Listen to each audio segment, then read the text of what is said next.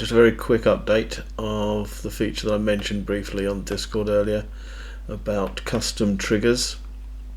So I showed the general idea, but now I've got it all working, both in the simulator inside of the game tool and on the export and emulator. So I'll show you what it does. So if I go quickly to, if I go to a room actually and just show you, so in each room we've got these objects with no visual. They're just for detecting collision. Door detector I've called them. And if we look at what that object definition looks like in terms of the logic, there's nothing because I changed that, sorry, my mistake. I moved it on to the player just to keep it simpler, so that all four doors weren't moving constantly, or trying to move constantly to detect collision detection. So as the player moves, if it detects a collision with a door detector, it reads the side variable out of the door detector. So each one of these has a different side, so that's 1, that's 2, etc. So it reads that off the door detector, so it knows which side to pass in, and then it uses this new node which triggers a room custom trigger flow. So if the reference isn't, you see this one's now pink, so this is allowing us to pass around references to rooms. This is the only thing that uses it at the moment, but that's a different type to the object reference, which is blue. If it's left empty, it's the current location, and then you have an ID, which is the ID of the custom trigger, and up to 2 parameters. So we're passing in here the side as P1, so it'll pass into to the trigger. And if we look at the trigger, so this is ID1, so this will only be executed when this calls it if the IDs match. And you can see we've actually got 2, both with ID1, which means they'll both be called in no particular order. So this first one just simply reads out P1, which is our side, if you remember, checks it for 0. If it's 0, it pastes an open door brush in the right place. If it's 1, it pastes it, and so on.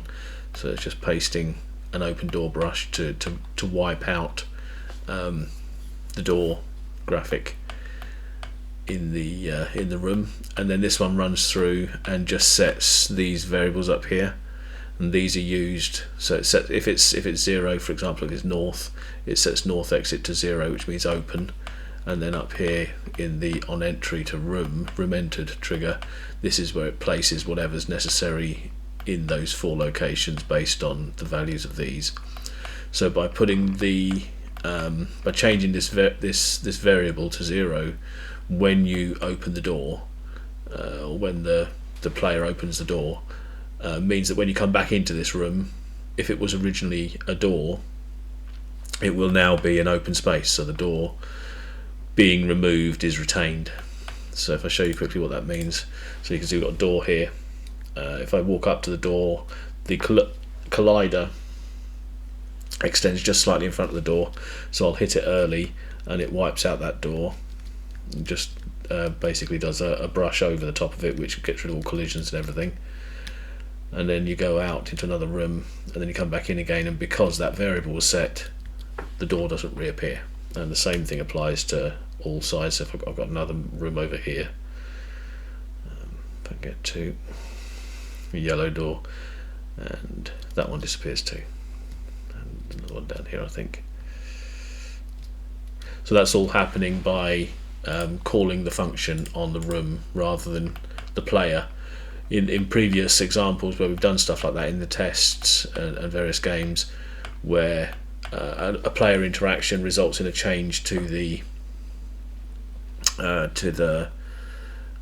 map, the player logic would have been responsible for pasting something in the right place, and that makes it very difficult for the system to remain consistent. The whole idea of the whole part of coming back into the room and not having the door reappear would be much more challenging in the old system.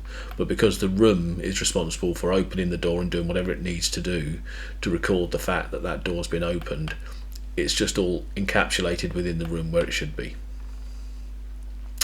And just to show very quickly that it works on here, so this is the emulator, and exactly the same thing. So as we approach, it's calling the function, removing the door, and when we come back in again, the doors remains open.